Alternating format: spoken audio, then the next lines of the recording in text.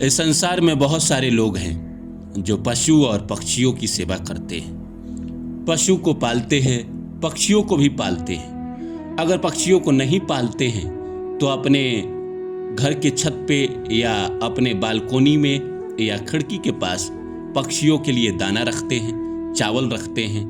बहुत सारे लोग ऐसे होते हैं जो कुत्ते को पालते हैं, बिल्ली को पालते हैं, उनकी सेवा करते हैं। लेकिन क्या आप जानते हैं कि ये जो पशु पक्षियों की आप सेवा करते हैं, ये आपके भाग्य पे असर कैसे डालता है? इस वीडियो में हम समझेंगे कि कैसे पशु पक्षियों की सेवा आपके भाग्य पे असर डालता है। तो मेरे साथ बने रहिए और मेरे चैनल को सब्सक्राइब कर दीजिए। जो पहला है, कर्मों का शुद्धिकरण। कर्म को शुद्ध करता है। जब आप सेवा करते हैं, उस सेवा से होता यह है कि आपका कर्म शुद्ध होता है। कर्म शुद्ध का मतलब क्या है? बुरे कर्म करते हैं और अच्छे कर्म आपके मजबूत होते हैं। पशु पक्षियों की सेवा निस्वार्थ कर्म मानी जाती है, जिससे नकारात्मक कर्म कटते हैं और भाग्य हल्का होता है। जो भी आपके बुरे कर्म हैं, चाहे इस जीवन के हो चाहे पिछले जन्म के हो, इंसान इस जीवन में तो ज़्यादातर बुरे कर्म नहीं करता है। जो भी पशु पक्षियों की सेवा कर रहा है वो कहीं ना कहीं इस जीवन में तो नहीं कर रहा है बुरा कर्म, लेकिन पिछले जन्म में करके आया है, तभी इस जीवन में उसको दुख मिल रहा है। बुरी दशा आ गई है, राहु की दशा आ गई है, तो भी उसको दुख मिल रहा है। अब ये सारे कर्म तो पिछले जन्म के हैं, लेकिन अगर वो पशु पक्षियों की सेवा कर रहा है तो उसके बुरे कर्म, नकारात्मक कर्म कटने लगते हैं और अच्छे कर्म संचय होने लगते हैं, जो बाद में जाकर उसको जीवन में अच्छी दिशा देते हैं, भाग्य को मजबूत करते हैं और जहां जरूरत होता है वहां भाग्य उनका साथ देने लगता है। दूसरा है भगवान की कृपा का मार्ग। शास्त्रों में कहा गया है कि जो जीवों की सेवा करता है वो सीधे ईश्वर की सेवा करता है। अब जो जीवों की सेवा करता है तो कहा जाता है ना कि हर जीव में भगवान का वास होता है। हर इंसान के अंदर भगवान रहते हैं, हर पेड़ पौधों में भगवान रहते हैं, हर जगह नदी तालाब सब जगह भगवान रहते हैं। रथ में भी मैं हूँ, घोड़ों में भी मैं हूँ, पहाड़ों में भी मैं हूँ, तुम्हारे भीतर भी मैं हूँ, मैं ही कर्ण हूँ, मैं ही दुर्योधन हूँ। भगवान ने कहा है ना, तो हर जगह वो रहते हैं, तो उनकी सेवा ही है ना एक लेखा से। अगर किसी भी जीव की आप सेवा कर रहे हैं तो भगवान की ही सेवा है। तीसरा है ग्रह दोषों में शांति। पक्षियों को दाना, कुत्ते को भोजन, गाय की सेवा, इससे राहु केतु शनि शुक्र बुध। अगर आप कुत्ते की सेवा कर रहे हैं तो आपके केतु शांत होते हैं, गाय की सेवा कर रहे हैं तो शुक्र, अगर मान के चलिए आप कौवा को रोटी खिला रहे हैं तो शनि, हर पक्षियों से अगर आप गौरैया को खिला रहे हैं तो बुध, तोता को खिला रहे हैं तो बुध सबसे जुड़ा हुआ है। गाय को खिला रहे हैं तो गुरु भी मजबूत होते हैं। तो कहीं ना कहीं हर जानवर से कोई ना कोई ग्रह जुड़ा हुआ है और ये सेवा करने से आपके ग्रह शांत होते हैं। मछलियों को खिला रहे हैं तो राहु, तो कहीं ना कहीं ग्रह शांत माने जाते हैं, वो आपको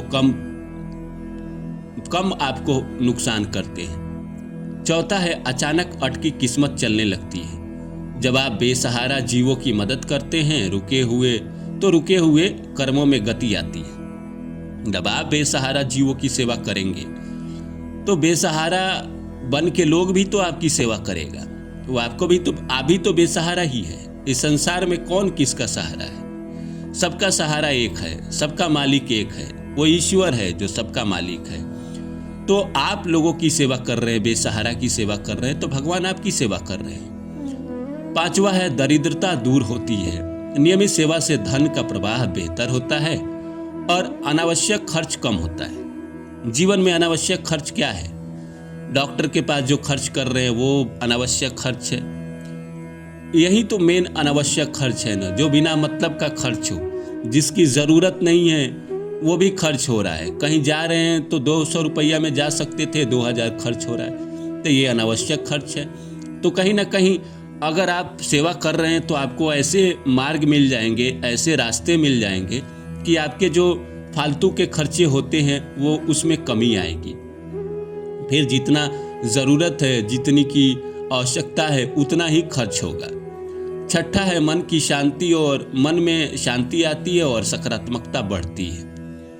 करुणा का भाव बढ़ता है जिससे तनाव घटता है और निर्णय सही होने लगता है। इंसान का जब निर्णय सही होने लगे तो जीवन में जो काम कर रहा है सब सही ही है।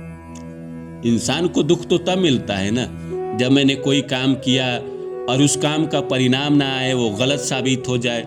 किसी लड़की से हमने प्यार किया और वो बाद में गलत निकल जाए, धोखेबाज निकल जाए, ये सब गलत डिसीजन, तो कहीं ना कहीं मन की शांति तो तभी आ सकती है जब आप कहीं ना कहीं सकारात्मक हो और आपके आसपास जो लोग मिले सब के सब आपके लिए सहयोगी हो, आपका सहयोग करते हो। सातवां है पितृदोष में राहत।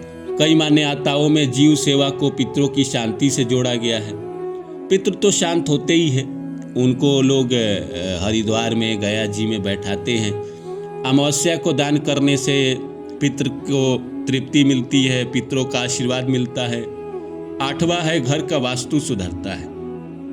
पक्षियों का आना जाना, उन्हें दाना पानी देना घर की ऊर्जा को सकारात्मक बनाता है। पक्षियों के अंदर कोई निगेटिव एनर्जी होती नहीं है। वो किसी का बुरा थोड़ी करते हैं, वो किसी का मर्डर थोड़ी करते हैं कि उनके अंदर नकारात्मक ऊर्जा रहेगी। ये सब इंसानों के पास होती है। इंसान आपके घर में आएंगे तो नेगेटिव एनर्जी लेकर आते हैं। कुत्ते के पास भी बहुत ज़्यादा नेगेटिव एनर्जी नहीं होती है। कौवा को लोग कहते हैं नेगेटिव एनर्जी है, पर वो अगर आपके घर आके भोजन करता है तो कहीं ना कहीं आपका नेगेटिव जो घर में है उसको खींच लेता है। तो कहीं ना कहीं वास्तु दोष अगर ठीक हो जाए, वास्तु, घर का वास्तु बड़ा एक प्रश्न होता है, लोग लाखों खर्च करते हैं इसके लिए, लेकिन अगर आप नियमित पक्षियों को, जानवरों को, सबको सेवा करते हैं तो वास्तु दोष जो है अपने आप ठीक हो जाता है, अपने आप उसका प्रॉब्लम खत्म हो जाता है। नवा है भाग्य का सहारा मुश्किल समय में मिलता है। संकट के समय अचानक मदद मिलना, इसे सेवा के पुण्य से जोड़ा जाता है। आपको किसी चीज़ की ज़रूरत है और आपको वो मिल गया, ये भाग्य ही तो है, भाग्य से ही तो मिला है। 10वां है आने वाली पीढ़ी पर शुभ असर। आपके अच्छे कर्मों का फल बच्चों और परिवार पर भी पड़ता है। वैसे भी कहा जाता है कि इंसान जो कर्म करता है उसके वंश पे तो पड़ता ही है।